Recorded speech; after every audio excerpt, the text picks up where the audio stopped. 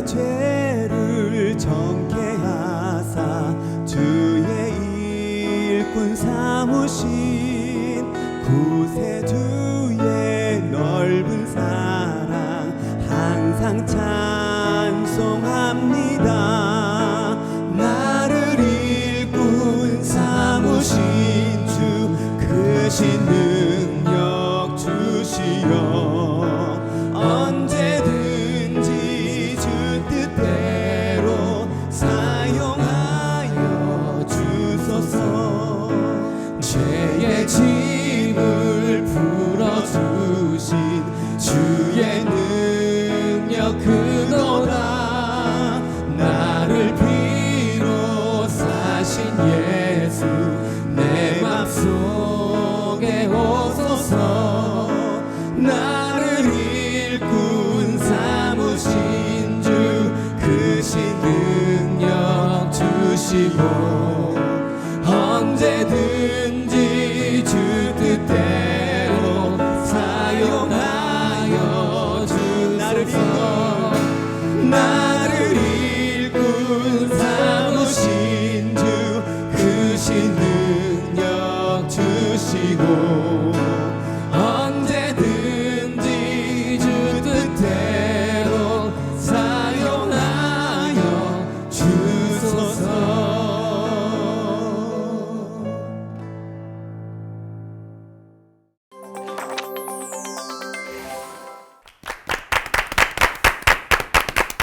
주 뜻대로 살기를 원하는 올포원 가족분들은 하나님께서 날마다 주시는 말씀을 따라서 살고 계실 텐데요. 자, 그렇다면 오늘 이 말씀을 받는 반응은 어떨지 궁금합니다. 로마서 13장 8절 말씀. 사랑의 빛 외에는 아무 빛도 지지 말라. 말씀이 있다고요? 이게 근데 되게 이게 재밌는 게 요즘은 빚지는 게 일상생활 됐잖아요. 그래서 요즘 그냥 흔히 하는 말로 빚도 자산이라고 하거든요. 네. 근데 사랑의 빚 외에는 아무것도 지지 말라. 그럼 아마 이거 훅 하고 이건 아닌데 하고 이렇게 반발하시는 분들이 이렇게 많을 것 같은데요. 맞아요. 저는 이 사랑의 빚도 지면 안 된다. 이렇게 생각을 했었습니다. 빚은 빚이니까. 좀 지세요. 안 돼! 남한테 민폐가 되면 안 되고, 또 내가 힘들어도 남한테 또 기대도 안 되고, 어떤 이 그리스도인의 자존심, 그런 게 있지. 이러면서 겉으로는 괜찮은 척 하면서 막 있었지만, 또 지금은 또 다 지고 받고 있습니다. 저도 다 공감합니다. 아니, 자본주의 세상에서 애들 키워야 되죠. 학자금 내야 되죠. 그리고 또 결혼하면 집도 문제가 그쵸. 있잖아요. 아무 빚도 지지 않는 게 이게 가능하긴 한가요, 목사님? 그리스도인은 어떻게 살으라고 이런 말씀을 성경에 주신 건가요? 빚지지 말라 그랬으면 빚지지 말아야지. 웬 잔소리가 많아. 와, 목사님 세지셨어요. 네. 근데 예외 조건은 이제 설교 시간에 얘기하고. 이제 말씀의 강조점이 빚지지 말라에 있는 게 아니라 사랑의 빚을 많이 져라 여기에 있는 것 같아요. 이 말씀의 이제 문맥을 좀 보면은 네. 그 당시 그리스도인들이 그 로마 통치 아래 있었지 않습니까? 그러니까 이제 세속 권력 얘기를 앞에 쭉 하거든요. 8절만 딱 보면 안 되고 세속 권력과의 얘기를 하면서 세금을 안 내던 유대인들이 있었어요. 그러니까 이제 세금을 내라. 공적인 관계에 있어서도 세금은 빚이다. 그러니까 시민으로서의 역할을 다 해야 되면서 뒤에 이제 바울이 신앙 공동체 얘기를 하거든요. 그러니까 신앙 공동체 안에서의 빚을 설명하면서 신앙 공동체 안에서는 사랑의 빚을 서로 많이 져라. 이제 그 얘기를 하려고 이 얘기를 한 거라고 생각해요. 예. 뭐 경제활동 얘기하는 게 아니니까 경제활동에서야 채권, 채무 이런 게 있겠지만 일상 삶 속에서는 사랑이 답이다. 네. 사랑의 빛 외에는 어떤 빛도 지지 말라고 하신 주님의 뜻은 어디에 있는 건지 오늘 살펴볼 텐데요. 경제관, 또 생활관, 신앙관을 통틀어서 아마 목사님들이 두루두루 설교해 주시지 않을까 싶습니다. 오늘 서정호 목사님이 시작해 주시겠네요.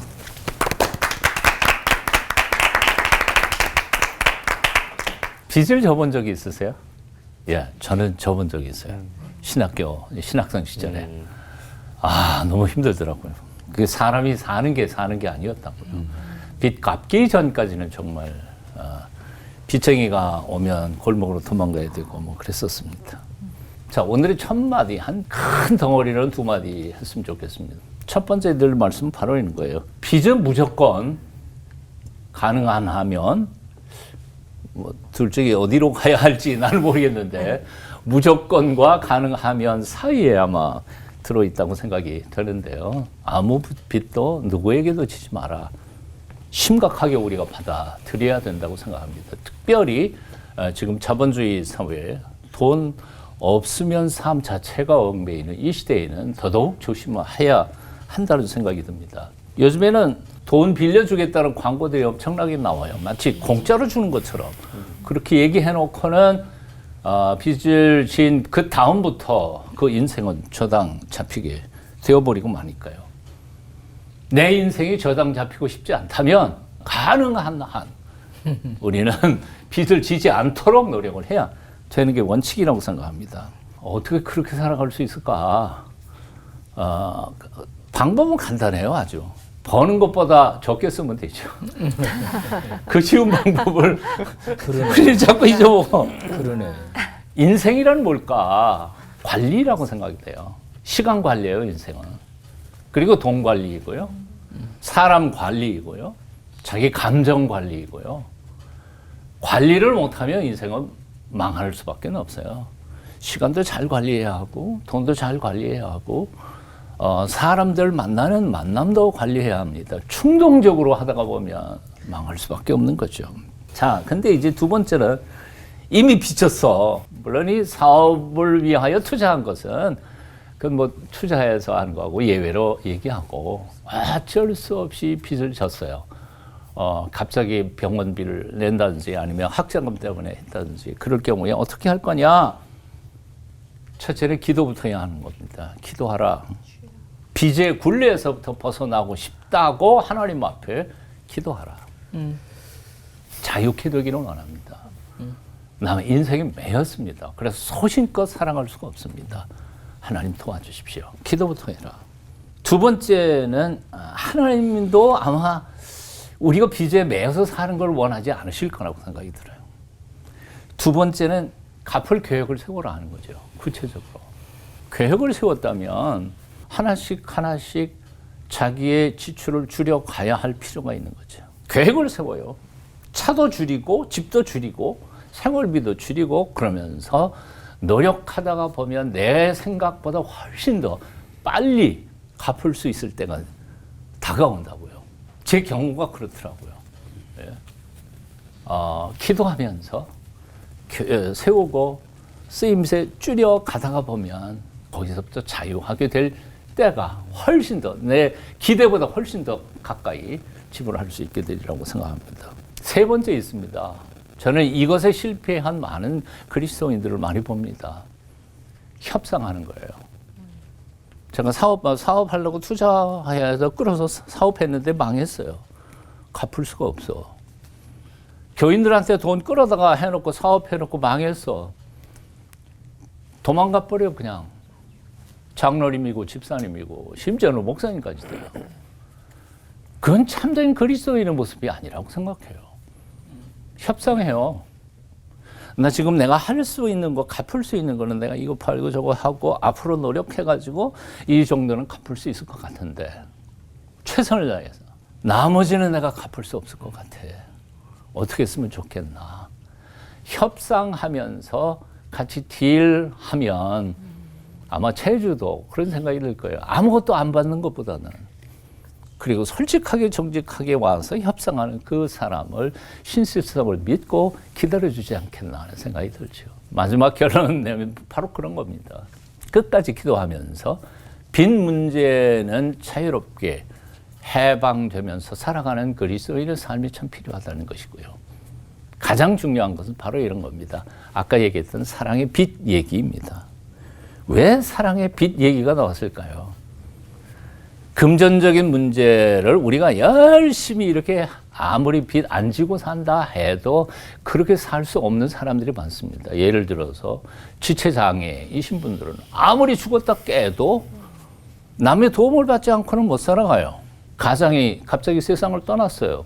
그 집안 어떻게 해요?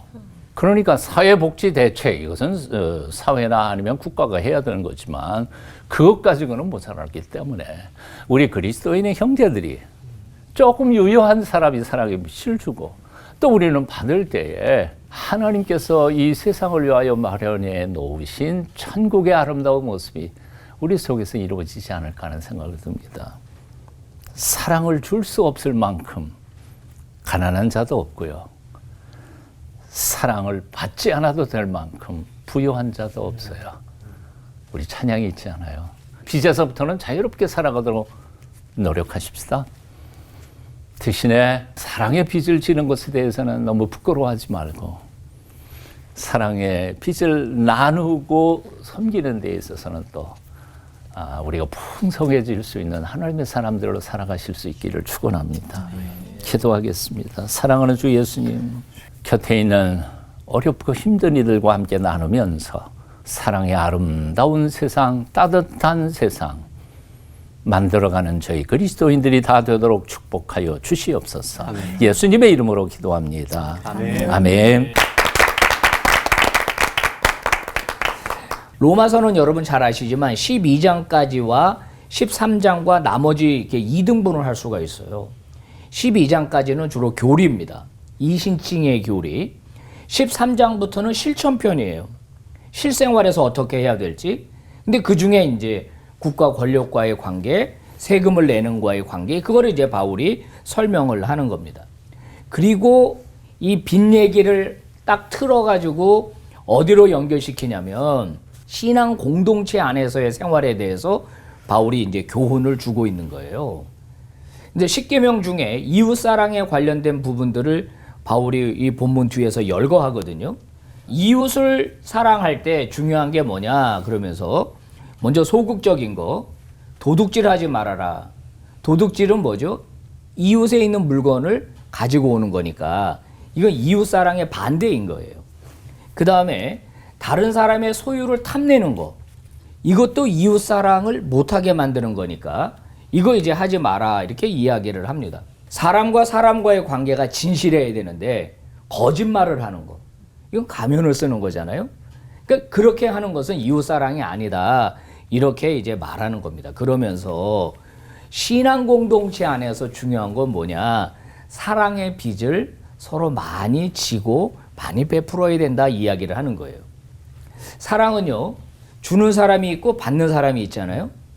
그러니까 줄 때 좋은 마음으로 주는데 받는 사람이 안 받으면 안 되는 거예요. 그러니까 받기도 잘 받아야 돼. 그 다음에 내가 받았으니까 나도 갚아야지. 이런 일이 신앙 공동체 안에 많아지기를 바울은 원하는 거거든요. 가정이라고 하는 것은 굉장히 독특한 집단이에요. 하나님이 인간에게 베풀어 주신 은총 가운데 하나가 가정이에요. 우리는 가정에서 성장하죠. 가정에서 만들어지고 가정에서 위로를 받고 가정에서 힘을 얻어요. 그래서 지치고 힘든 사람들은 건강한 가정 속으로 들어가면 회복이 돼요. 이게 가정이에요. 그러면 신앙 공동체는 뭐냐? 하나님의 가정이에요. 바울은 그렇게 설명하는 거예요. 신앙 공동체는 하나님의 아버지예요. 그래서 바울은 하나님의 권속이라는 표현을 많이 써요. 권속이란 단어는 요즘 안 쓰는 말인데 그 집안 사람들 그런 뜻이죠. 신앙 공동체는 하나님 집안에 있는 사람들이에요. 그러면 교회에 가면 뭘 느껴야 돼요? 교회에 가면 사랑을 느낄 수 있어야 돼요. 사랑. 교회 안에서 누군가가 사기를 치고, 교회 안에서 누군가가 뒷담화를 하고, 교회 안에서 누군가가 돈을 빌려서 안 갚고, 이렇게 이웃 사랑을 반대로 하면 안 된다라고 하는 거죠. 하나님의 사랑을 느끼고 하나님의 사랑을 경험하는 곳, 그곳이 바로 신앙 공동체다. 하나님은 우리의 아버지가 되시고 우리는 그의 모든 자녀가 되고 자녀끼리는 형제와 자매가 되는 거예요. 실제로 신앙 공동체 안에서 가장 아름다운 호칭은 형제고 자매죠. 이게 한 아버지를 둔 이 패밀리가 가져야 할 태도가 바로 형제와 자매에서 나오는 거거든요. 그래서 우리는 이 신앙 공동체 안에서 무엇을 배우느냐? 하나님의 사랑을 배우는 거예요. 요한 사도가 요한일서 3장 18절에서 이렇게 말하죠. 자녀들아, 우리가 말과 혀로만 사랑하지 말고 행함과 진실함으로 하자. 말과 혀로만 하는 사랑이 있기는 있어요. 그죠? 말로 하는 사랑이 있죠. 용기를 주고 위로하고 이건 굉장한 사랑입니다. 근데 여기에서 그치지 말고 성경은 한 걸음 더 나가라 그럽니다. 뭐죠? 행함을 통해서 주는 사랑이 있다는 거예요. 대가를 지불하는 사랑, 그 물질을 나누는 사랑, 그 다음에 어려움을 나눠 갖는 사랑. 이런 사랑은 실제적인 사랑이고 이런 사랑은 세상에선 경험 못해요. 근데 교회 공동체, 신앙 공동체는 말과 혀로만 하지 않고 행동이 뒤따르는 사랑이 넘치는 곳이어야 한다. 이렇게 얘기하는 거죠. 저는 늘 주장합니다. 교회 안에는 사랑 전문가가 많아야 돼요. 사랑 전문가가 많아야 돼요. 그래서 남성교회에 가도 사랑이 넘쳐야 되고 여성교회에 가도 사랑이 넘쳐야 돼요. 이 사람을 만나도 사랑이 넘쳐야 되고 저 사람을 만나도 사랑이 넘쳐야 돼요. 그게 신앙 공동체예요. 바울은 지금 그걸 말하려고 하는 거예요. 로마 안에서 세금 문제를 다루면서 공적인 빚도 지지 말고 사적인 빚도 지지 말고 신앙 공동체 안에서는 빚을 많이 져라. 그리고 많이 베풀어라. 이 이야기를 하고 있는 겁니다. 한 사람의 인생이 이제 평가를 받을 때가 있다면 그 사람을 무엇으로 평가할까요? 우리의 인생의 가치는 그 사람이 얼마나 많이 사랑했느냐. 예수의 사랑이 우리의 삶에서는 얼마나 많이 드러나고 있습니까? 여러분의 가족을 더 뜨겁게 사랑하십시오. 야단치고 혼내는 것보다 더 많이 사랑하십시오. 사람을 바꿀 수 있는 건 사랑입니다.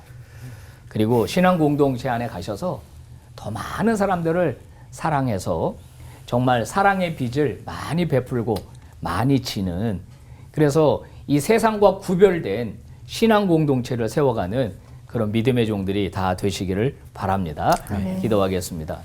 하나님 아버지, 우리의 신앙 공동체 안에서 믿음의 사람들 안에서 예수의 사랑을 힘입어 진실한 사랑의 빚을 지고 또 베푸는 그런 믿음의 종들 다 되게 하여 주시옵소서. 예수 그리스도의 이름으로 기도 올리옵나이다. 아멘. 여러분 부산에 가시면 부산이 전부 다 내려다 보이는 높은 곳에 복음병원이 있습니다. 우리 교회를 섬기셨던 장기래 장로님이 한국 전쟁 중에 세웠던 병원입니다. 천막으로 시작했던 병원이 이제는 뭐 부산뿐만 아니라 그 지역에 굉장히 중요한 병원이 되어 있죠. 근데 그 병원 꼭대기 올라가면 옥탑방이 하나 있어요. 옥탑방이 장기래 장로님이 평생을 살다가 가신 그런 곳입니다. 저도 자주 올라가 봅니다. 지금 사시던 모습 그대로 보존이 되어져 있어요. 장기래 장로님이 평생 실천하셨던 사랑이 아마 옥탑방에 보관이 되어 있는 것 같다는 느낌을 받습니다.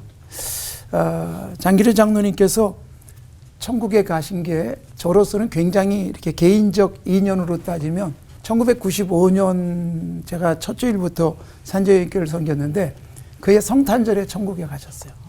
성탄절 새벽 예배를 드렸는데 전화가 왔고 장기래 장로님이 가셨어요. 그래서 서울대학교 병원에서 장례식을 치르셨습니다.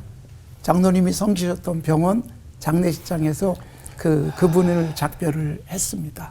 제가 그분이 서울 백병원에 이렇게 입원해 계실 때 섬겨드린 적이 있는데 그때의 모습, 그리고 천국 가시는 모습, 그 다음에 남겨놓으신 모습 속에서 계속 느낀 것은 사랑이었어요. 장기래 장로님 장례식에 굉장히 많은 사람들이 몰려왔어요. 서울대학교 병원 옛날 장례식장이니까 굉장히 허름했습니다. 창경궁 앞길이 완전히 사람으로 꽉 차가지고 차량이 통행 불가할 정도로 많은 사람이 몰려온 거예요. 근데 그 사람들 중에는 장기래 장로님의 사랑을 받았던 사람도 있었지만 한 번도 본 적이 없는 분들이 장기래 장로님에 대해서 그 이야기만 듣던 사람들이 야, 이렇게 훌륭한 분들이 가시는 모습은 마지막으로 배웅해 드려야 돼. 그리고 오신 분이 훨씬 많았던 것이죠. 그분은 한국 전쟁 때 월남을 하셨습니다. 평양에서 사시다가 한국 전쟁 때 우리 국군이 후퇴하기 시작할 때 1950년 12월 달에 잠깐 내려갔다가 다시 평양에 올 수 있겠지 하는 마음으로 사모님 김봉숙 여사와 그리고 5명의 자녀를 둔 채 둘째 아들 가용만 데리고 국군 앰뷸런스를 타고 내려왔어요. 군인들 치료를 해줘야 되기 때문에. 그리고 내려오셨다가 영영 못 보셨습니다. 그런데 여기 사는 동안에 장기료 장로님이 늘 하시던 말씀, 장기료 장로님 장례식을 마치고 났더니 바로 장가영 박사님이 장례식 수고하셨다고 저한테 고맙다는 인사를 하면서 호텔에서 이렇게 커피를 마시면서 저한테 해주신 말씀이 있어요. 우리 아버지가 입버릇처럼 하신 말씀이 있습니다. 북한에 두고 온 김봉숙 여사나 5명의 자녀들은 이 남한에서 아무것도 해줄 수 없는 남편, 아버지였지만 내가 이 땅에서 내 아내를 사랑하듯 내 자녀들을 섬기듯 가난하고 병들고 어려운 사람들을 잘 섬기면 북녘 땅에 두고 온 내 아내와 자녀들은 하늘 아버지께서 책임져 주실 것이다. 이걸 둘째 아들에게 계속 한 거예요. 사실 둘째 아들이 아버지 따라서 월남을 했지만 굉장히 외로웠어요. 아버지는 맨날 환자들 치료하느라고 자기는 돌보지 않고 남들만 돌봐주셨기 때문에 그게 어린 시절에 막 상처가 됐어요. 그래서 그도 아버지처럼 의대를 가긴 갔는데 나는 절대로 살아있는 환자는 만지기 싫다.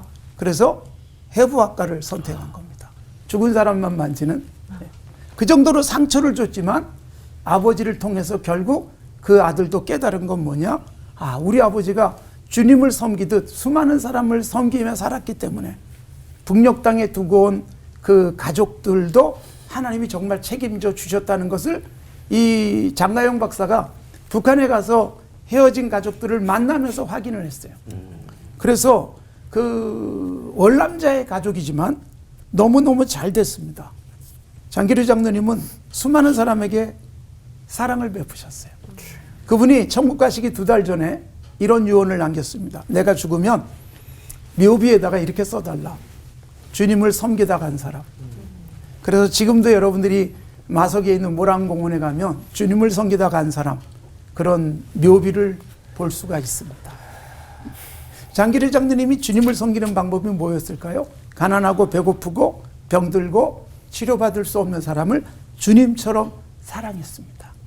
수많은 사람들이 장기료 장로님에게 빚을 졌고 그 빚이 그분이 돌아가셨을 때 수많은 사람들이 찾아온 것을 통해서 확인했고, 그리고 그렇게 사랑의 빚을 주고 살았더니 북녘 땅에 두고 온 정말 아내와 그리고 자녀들은 하늘아버지께서 완벽하게 책임져 주시는 복을 받았던 것이지요. 사실 뭐 빚을 주지도 말고 또 그 빚 지지도 말자 이러면 경제가 안 돌아갑니다. 이거 없이 경제가 돌아갈 수 없어요. 그런데 여러분, 사랑의 빚을 많이 지고 또 주고 그렇게 살아가면 세상이 돌아갑니다. 심지어 돈이 없는 사람에게도 사랑 때문에 살 수 있고, 그리고 정말 이 땅의 사회와 경제를 돌릴 수 있는 에너지가 될 줄로 믿습니다. 사랑의 빚을 지고 삽시다. 하나님 아버지 감사합니다. 우리 모두가 빚진 자인데 누군가에게 이 사랑의 빚을 또한 나눠주며 살아가게 하옵소서. 예수님의 이름으로 기도드리옵나이다. 아멘.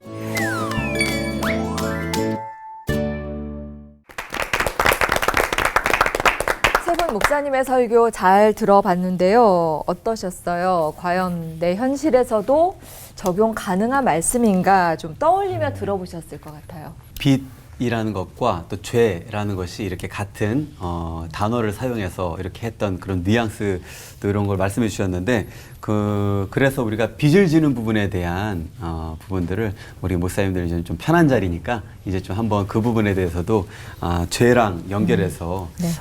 또 그렇지 않다, 또 그렇다 이런 부분 말씀해 주시면 좋을 것 같고요. 또 사랑의 빚을 또 서로 지라는 그런 강조점에 대해서도 또 한번 말씀해 주시면 좋을 것 같습니다. 네. 빚을 지면 다 죄인가? 예.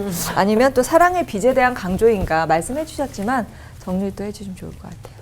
전 국민이 다 빚지고 살잖아요. 네. 크레딧 카드 때문에. 그렇죠. 예, 한 달. 캐시 카드를 쓰는 게 아니라 늘 쓰고 나중에 갚잖아요. 네. 예. 이것만 잘 갚으면 뭐 세상 잘 돌아가죠. 관리. 관리해라. 예. 예. 갚을 능력이 없는데 자꾸 그니까 문제지. 그렇죠. 그거는 이제 심각한 일이죠. 네. 일단 쓰고 보자 이렇게. 네. 이제 교회 안에서도 이 돈을 빌리는 문제 때문에 많은 사고들이 일어나거든요. 실제로 이제 교회 안에 그런 목적으로 들어오는 사람들이 있어요. 그래서 조금 관계를 맺고 사랑의 빚을 처음에 좀 진 다음에 진짜 빚을 지는 거예요. 그 다음에 아까 목사님 말씀하신 것 중에 하나가 이제 없어져. 연락이 안 돼. 이 사람 저 사람한테 돈을 많이 빌려서 아마 제가 목회하던 교회도 다 있었고 어느 교회나 다 있을 걸로 제가 보거든요. 근데 진짜 갚을 수 없는데 또는 본인이 매니지먼트를 할 수가 없는데 관리를 못 하는데 그 욕망 때문에 과도하게 빚을 지는 건 진짜 큰 문제인 것 같아요. 물론 본문은 사랑의 빚에 대한 얘기는 하고 있지만 그 부분 한번 짚고 넘어가야 될 것 같고 또 이제 죄에게 한번 넘어가면 이 죄가 붙들고 놓아주지를 않거든요. 그러니까 이 죄도 상당히 안 짓는 게 굉장히 중요하고 지었다면 빨리 하나님 앞에 회개하고 참여하고 돌아와야 될 것 같아요. 네. 죄가 빚이죠, 빚. 그러니까 네, 그런 것 같습니다. 네. 더 해주실 말씀은 주시고요. 사실은 그런 의도적으로 접근하는 사람들보다는 교회 안에서 신앙생활을 정말 열심히 하고 존경받았던 분들이 재정 관리를 잘 지혜롭게 하지 않은 채 자신들의 그 뭐 욕심이라 그럴까 자신들의 수입보다 조금 더 지나치게 잘 뭐 쓰다가 빚지고는 그것을 갚을 생각도 없이 그냥 도망가 버리거나 이런 거는 참 정말 복음에도 치명적인 상처를 받을 수밖에 없을 것 같아요. 그래서 이제 저는 그런 본문이 연결이 되는 설교를 할 때마다 그 백신을 한 대씩 놔줍니다. 어떻게? 그러니까 돌려받을 마음이 없을 만큼만 빌려줘라. 혹시 그 얘기가 상대가 중요한 것 같아요. 네. 상대가 어려워서 못 갚을 수 있는데 의도적이든 불가피하든 그래서 내가 안 받아도 괜찮다라고 하는 정도 수준으로만 빌려줘라. 그리고 되도록이면 금전거래는 삼가하셔라. 이거를 이제 정기적으로 말을 해주는 게 중요한 것 같아요. 시청자 여러분도 그렇게 하셔야 합니다. 맞아. 네. 친구나 형제 자매나 교회 안에서나 심지어는 부모님 친형제 시간에도 빌릴 때에는 받을 생각하지 말고 그냥 주세요. 줄 수 있는 만큼 줄 수 있는 만큼 줘라. 받을 생각, 그래요. 줄 생각 안 하고 빌려가는. 만 원만. 네. 네. 이 죄의 빚 말고 이번에 사랑의 빚 이야기를 좀 해보려고 합니다. 김관성 목사님, 사랑의 빚을 서로 짊어진다는 거 어떻게 하는 건지 여쭙고 싶은데요. 말씀해주신 장기려 장로님의 일화를 들으니까 남들한테 잘해야 우리 자식들도 잘 될 것 같은데 이런 응과 응보 같은 마음도 좀 솔직히 생기거든요. 그리스도인들의 사랑의 빚을 나눠 가진다는 거 어떤 것인지 좀 설명 부탁드립니다. 저는 이런 생각을 해요. 내가 누군가를 주면 나에게 많이 돌아올 것이다라는 생각보다는 네네. 채무자 의식을 갖고 살아야 된다. 그러니까 우리는 전부 다 채무자예요. 왜냐하면 주님으로부터 사랑의 빚을 이미 받은 사람이니까. 그러니까 주님께 갚을 방법이 없잖아요. 주님께 갚는 방법이 사람들에게 갚는 겁니다. 그러니까 나는 주님으로부터 빌려온 것, 이것 때문에 내가 살아있고 또 죽어도 영원히 살 수 있는 놀라운 복을 받았잖아요. 이건 엄청난 채무자다. 그러면 주님은 이걸 우리에게 이 땅에서 갚고 오길 바라신다는 거죠. 주님이 천국에 왔을 때 계산하자 그러지 않고, 그러니까 내가 만나는 사람들에게 주고 또 베풀고 나눠주면 주님이 우리에게 빌려준 것을 그렇게 갚는 게 아닐까. 저는 이 빚 얘기를 하다가 제가 지금도 굉장히 가슴 아픈 일이 아직까지 있어요. 제가 청년부를 지도하던 전도사 시절에 토요일 날이었어요. 우리 청년이 찾아와가지고 전도사님 저 5천 원이 급한데 5천 원만 좀 빌려주세요. 근데 마침 이게 제가 전도사 때니까 한 40년 전이에요. 큰 돈인데. 근데 그때 5천 원을 빌려라는데 내가 돈이 없었어요. 그래서 다른 사람을 통해서 이렇게 돈을 5천 원을 빌려가지고 제가 그 친구를 빌려줬어요. 근데 토요일 날 빌려왔잖아요. 주일부터 그 청년은 교회를 나오지 않았습니다. 진짜 일어나요. 제가 얼마나 회개했는 줄 아세요? 내가 잘못했다. 5천 원을 너를 빌려주는 게 아니라 5천 원 내가 당신에게 줍니다. 나에게 돌려주지 않아도 된다는 말을 했다면 그 청년은 그런 빚진 마음으로 살지 않았을 텐데 근데 이제 자기는 빚 떼먹고 도망간 사람이 되잖아요. 근데 그때 내가 이 5천 원 나 받지 않을 거야. 그리고 안 줘도 돼. 라고 말을 했다면 얼마나 좋았을까. 지금도 제가 늘 미안한 마음을 이 세월이 지나도 안 잊혀요. 그 5천 원. 역시 김 목사님 너무 은혜로운 목사님이세요. 그 청년에게 이 방송을 보고 있다면 말씀드리면 안 갚아도 됩니다. 목사님이 이렇게 말씀하셨으니까. 네, 연락 주세요. 뭐 아니면 연락 주세요. 지금 5천 원 갚아도 화폐 가치가 달라서. 야, 이 제가 생각할수록 이 사랑의 빛 때문에 이 자리에 여기까지 있을 수 있었던 것 같습니다. 이 교회랑 또 제가 나가는 모임이나 그리고 또 여기 있는 올포원에서 많은 사랑을 받고 있다라는 걸 제가 새삼 느끼고 있는데, 김한원 목사님, 그 사랑의 빛이 공동체에 쌓이고 또 쌓이다 보면 놀라운 일이 일어나는 게 또 당연한 거잖아요. 네? 그게 맞는 거겠죠? 그렇죠. 제가 이제 얼마 전에 한 SNS를 봤는데 미국에서 목회한 한 목사님이에요. 유명한 목사님이에요. 그분이 이제 글을 올렸는데 그 강아지를 누가 잃어버렸나 봐요. 그게 이제 전단지를 붙였는데 강아지 이름이 노라예요. 노라인데 찾으면은 얼마를 주겠다고 써 있냐면 5,000불을 주겠다고 써 있는 거예요, 전단지에. 근데 그 목사님 밑에 글을 이렇게 썼어요. 자기가 그걸 딱 보는 순간 아니 5,000불이면은 저거 살 수 있는데 저런 강아지. 저 사람 돈이 굉장히 많은 사람인가? 자기가 그렇게 생각했다는 거예요. 그리고 순간 그게 아니구나. 저분에게는 노라가 아니면 안 되는구나. 그 강아지예요. 그 강아지여야 되는 거지 돈이 문제가 아니구나. 그러면서 이제 밑에다가 뭐라고 썼냐면 하나님에게 우리가 그런 존재들이라는 거예요. 하나님 우리를 너무 사랑하니까 우리 아니면 안 돼. 그러니까 우리 신앙 공동체라고 하는 것의 이 출발이 어디에서 나왔냐? 예수 그리스도 우리에게 보내주신 사랑에서 나왔단 말이죠. 그러니까 공동체 안에는 아까 제가 설교한 대로 사랑 전문가가 많아야 되고 실제로 제가 그 전에 목회하던 교회에 말기암으로 투병하던 한 장로님이 소천하시기 전에 저를 불러서 병원에 갔어요. 그랬더니 저보고 목사님 잠깐만 앉아주세요. 그러면서 돋보기를 쓰고서 뭐라고 쓰시는 거예요. 그러면서 봉투를 주세요. 봤더니 그동안 제가 교회 안에 가난한 분들을 많이 못 챙겼습니다. 목사님 이 돈 가지고 가난한 분들을 좀 많이 도와주시기를 바랍니다. 그날 보니까 2천만 원이 들어있더라고요. 너무 그 사랑에 감사해요. 그래서 그거를 이제 교회 재정부에 넣었어요. 그리고 가난해서 병원 못 가는 분들 뭐 이런 분들 위해서 이제 쓰기로 했는데 그때 마침 혼자 되신 남자분이 한 분 있었거든요. 이북에서 내려오셔가지고 하여튼간 좀 사연은 긴데 결국은 혼자 되셨어요. 혼자 되시고 박스 같은 거 주워서 살고 있는데 이분이 또 콩팥이 망가진 거예요. 이 혈액 투석을 해야 되는데 돈은 없죠. 그래서 우리 교구 목사들이 번갈아 가면서 그분을 이제 병원에 모시고 그 돈 가지고 그분을 이제 섬겨드렸고 그분 돌아가셨어요. 아무도 장례를 치러줄 사람이 없는 연고자가 없는 거예요. 그래서 안수집사 회장이 상주가 되고 교회에서 이제 이렇게 그 장례식장에다가 이렇게 영정을 모셔놓고 교회가 장례를 이렇게 치러준 기억이 있어요.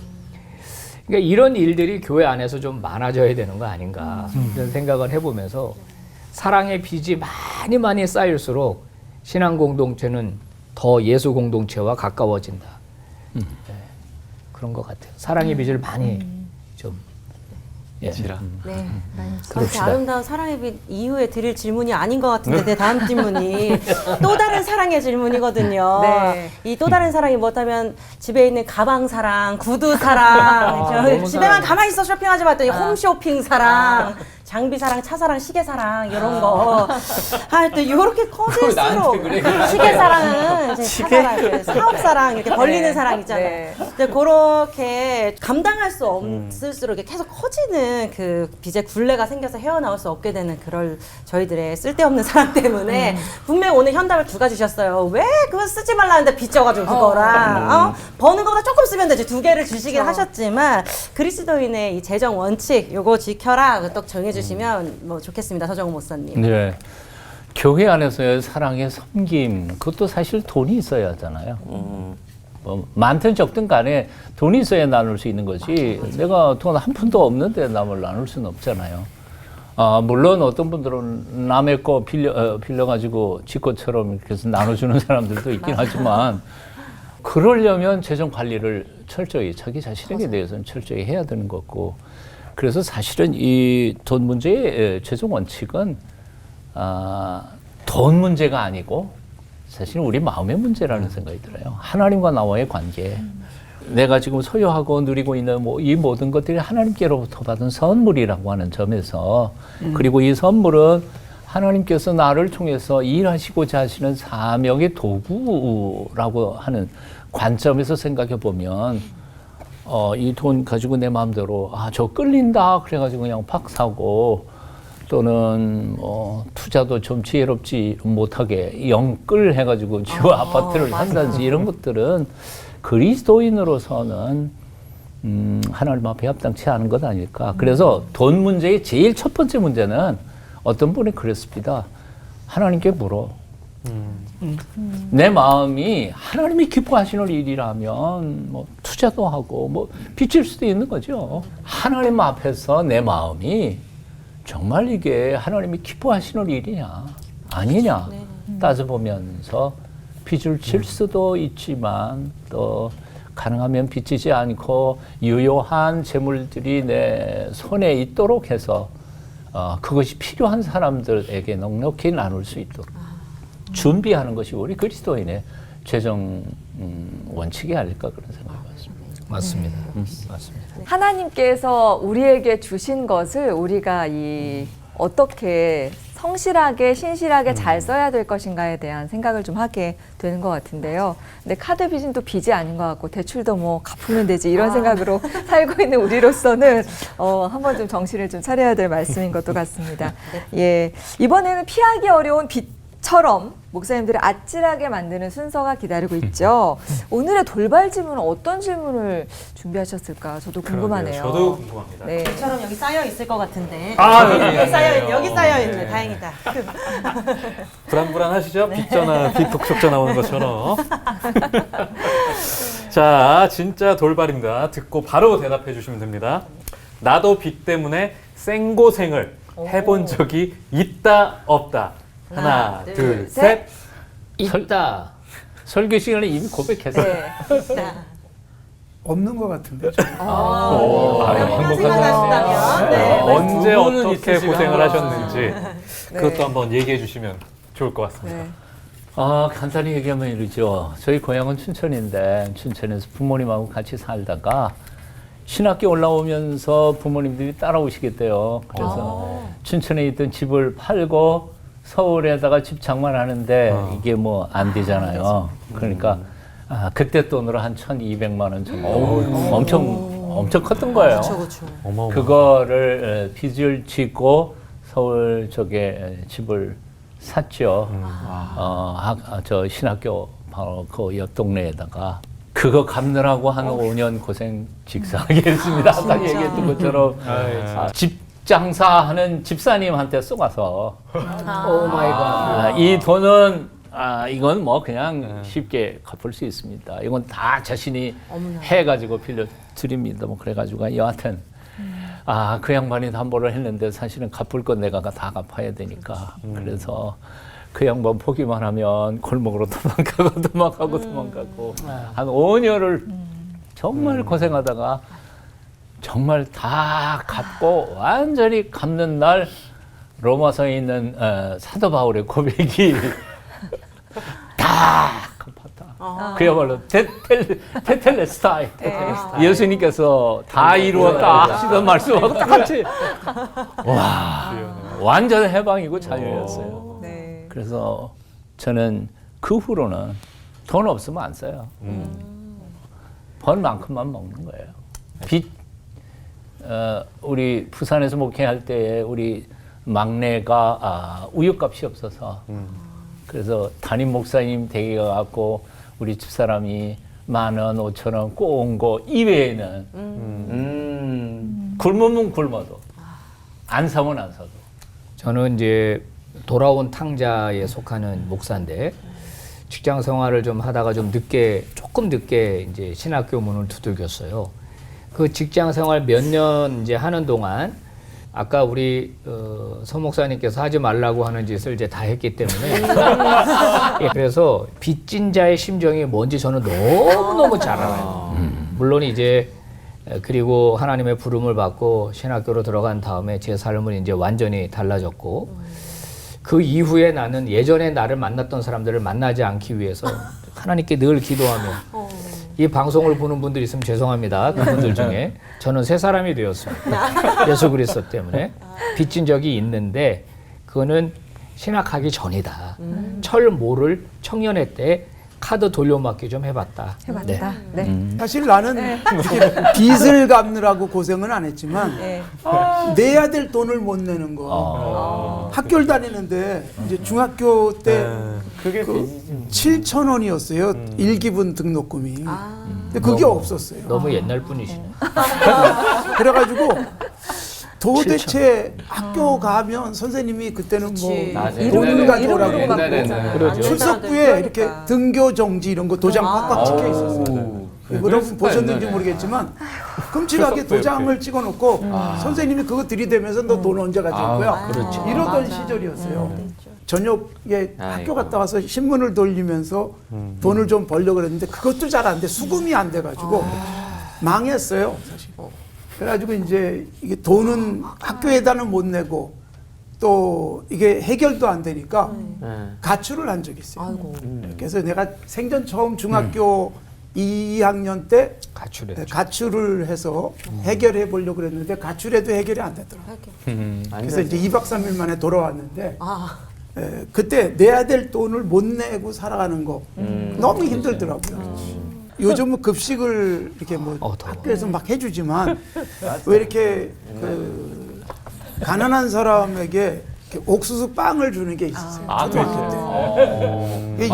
옛날 사람. 옛날 사람 맞아. 영화에서나 보던 얘기인데. 그래서 옥수수 빵을 주는데 전부 다 못 주니까 정말 가난한 사람만 골라서 주는데 아 진짜요? 거긴 또 못 꼈어요. 아이고. 어떡해. 그게 얼마나 먹고 싶은지. 그래.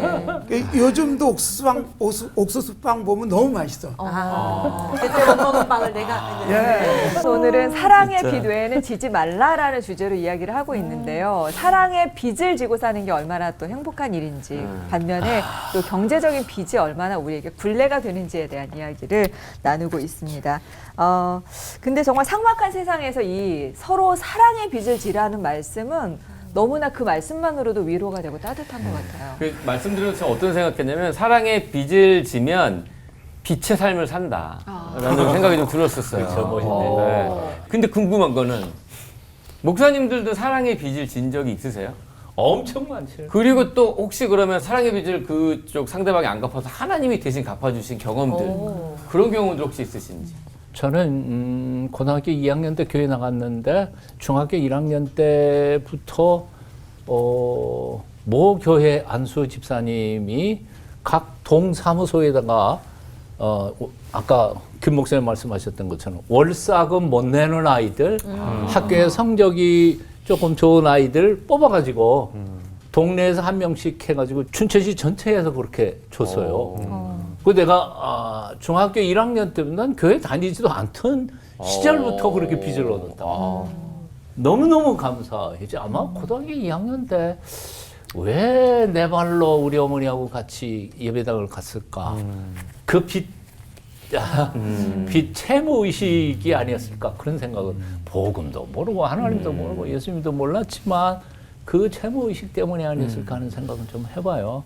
그러니까 예수 믿기 전부터 저는 빚을 엄청나게 졌고 그 다음에 뭐 교회 나가자마자 그냥 불교밖에는 몰랐던 나에게 교회 식구들이 얼마나 들러붙어서 기도도 많이 해주시고 가르쳐 주시니까 그 빚 때문에 지금 이렇게 된 건 아닐까. CC 활동할 때 우리 간사님들이 목숨 걸고 가르치고 훈련해 주셨던 그런 빚, 교인들한테 받은 그 빚, 빚투성이죠. 뭐 빚쟁이. 빚꾸러기로 살아온 것 같아. 빚쟁이. 네. 지금도 빚꾸러기로 살고. 저는 이제 좀 다른 얘기지만은 목회하면서 제가 참 감동적인 일이 있었어요. 혼자 외롭게 살아가는 한 권사님이 계셨는데 임대 아파트에서 사세요. 근데 특별한 관심을 가지고 좀 돌봐드리고 신방하고 또 이렇게 했는데 이분이 이제 간이 좀 안 좋으셔서 늘 이제 간을 체크업을 하다가 결국은 그 간 염증이 이제 활성화가 되는 바람에 이제 그걸 돌아가셨어요. 돌아가셨는데 얼마 정도 지난 다음에 그분의 이제 유족, 그러니까 사촌목이 넘어서 먼 유족이 이제 찾아와서 재산을 정리를 이제 그분 거를 하면서 저한테 뭘 내놓는데 그 권사님의 유서가 나왔어요. 근데 유서가 나왔는데 그분 재산 다 처분해도 얼마 안 되거든요. 근데 거기에 보니까 김한원 목사님에게 500만 원을 주라고 이렇게 유서를 쓰고 가신 거예요. 내가 너무 이 가슴이 펑 막히는 거죠. 이제 이게 성도들의 사랑의 빚인데 그걸 제가 어떻게 받을 수 있어요? 받을 수 당연히 없었고 실제로 그럴 만한 뭐 그분의 여유도 없었고 그랬어요. 그래서 제가 그 유족들에게 만약에 여유가 있다면 나한테는 줄 필요 없고 교회에다가 헌금을 하셔라. 교회에다 헌금하시면 우리 권사님처럼 가난하고 어려운 분들을 위해서 사용하겠다. 그랬던 적이 있어요. 제가 그 전도사 시절에 또 전도사 시절인데 그 고등학교 3학년 이제 졸업할 학생인데 그 학생의 친구가 저한테 그런 얘기 하더라고요. 전사님, 제가 지금 그 등록금이 밀려가지고 졸업이 안 되게 됐대요. 그 얼마냐 그랬더니 한 12만 원 정도 됐어요. 그래서 제가 그때 전도사 한 달에 8만 원 받을 때였는데 12만 원을 만들어서 줬어요. 네. 그러면 저는 이제 뭐 거의 한 2달은 힘들게 살아야 되는데 그게 제가 줄 수 있었던 것은 제가 그걸 알게 됐으니까 하나님이 저에게 알게 한 것은 제가 충분히 할 수 있는 사실은 재정적 능력이 아니잖아요. 우리 아이들, 우리 학생들, 우리 청소년들에 대한 사랑이 저로 하여금 그걸 주게 했어요. 그러고 나서 뭐 이제 잊어버렸죠. 돌려받을 일도 없고. 그리고 이제 다른 교회로 뭐 세월이 많이 지나서 와 있지만 제가 우리 딸아이가 대학을 들어갔는데 1학년을 마치면서 이런 얘기를 하더라고요. 아빠, 내가 너무나도 좋은 데서 이렇게 살고 있는데 내가 대학 가서 그 2학년은 휴학을 하고 가장 가난한 나라 가서 좀 봉사 좀 하고 싶다고. 그래서 어디로 갈래 하고 고르다가 간 게 이제 인도였어요. 인도의 컬카타에 가가지고 테레사 센터에서 1년 동안 봉사를 하고 왔는데 그 가기 전에 어떤 분이 저를 만나자 그러더니 따님 등록금으로 쓰라고. 뭐 우리 교회에서 다 나오는데 네. 저한테 주시는 거예요. 그래서 우리 충분히 나온다 그랬더니 목사님, 제가 따님이 인도 간다는 얘기를 들었습니다. 거기다 쓰시면 되지 않게. 그래가지고 인도에서 1년 동안 살아갈 수 있는 모든 생활비가 공급이 됐어요. 그러니까 저로서는 너무너무 감사했죠. 네. 그리고 그때 일이 생각났어요. 사실 뭐 그 12만 원 지금 이 수백만 원 계산하면 사실 비교가 되지 않는데 하나님이 어쨌든 뿌린 것을 그대로 거두게 하신다. 근데 이건 제가 뭐 계산을 안 해서 그렇지 제가 뿌린 것보다 훨씬 많다는 거죠. 이런 사례 너무나도 많고. 근데 제가 돌려받은 것보다 더 기뻤던 것은 우리 교회에서 굉장히 힘들게 사시는 그 여성도가 계셨어요. 그래서 늘 남의 집 가서 일하시고 그러시는 분인데 그래서 제가 늘 이렇게 도와드리고 그랬었어요. 근데 어느 날 막 전화가 왔어요. 기쁨으로. 그리고 저한테 만나자 그래서 만났더니 봉투를 가져왔어요. 1,800만 원을 가져왔어요. 이건 뭐예요? 그랬더니 11조라는 거예요. 저는 깜짝 놀랐어요. 그분이 1,800만 원을 11조 할 수가 없어요. 1,800만 원을 11조라고 가져왔는데 사연을 들어보니까 이렇게 저렇게 해서 유산이 남아 있었던 거예요. 그걸 어떻게 찾아내가지고 나눠서 자기에게 온 게 11절 1,800만 원 낼 만큼이 온 거예요. 근데 저는 얼마나 기뻤는지, 야, 이분에게 하나님이 위로를 하시는구나. 예. 그동안 없어도 저를 그렇게 사랑해주고 없어도 많은 봉사하며 살았는데 결국 하나님이 그렇게 채우신다. 그래서 실질적으로도 채우시는 하나님, 실질적으로 그 빚을 하나님이 진 것처럼 생각하시다가 갚아주시는.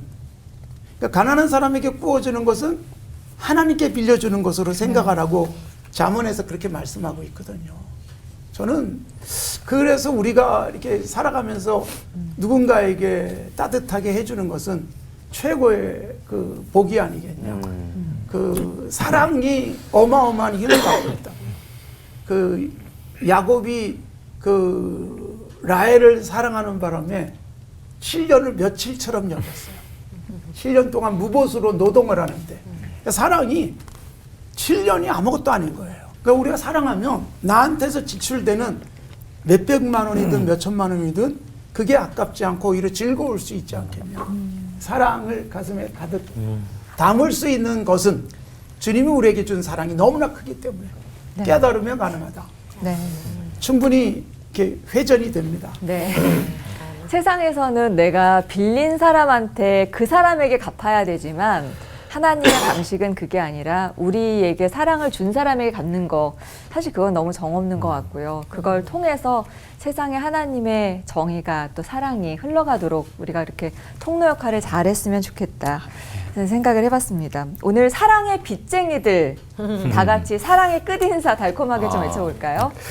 복음의 빚진 자 사랑으로 땅끝까지. 하나 되는 시간 올보 와.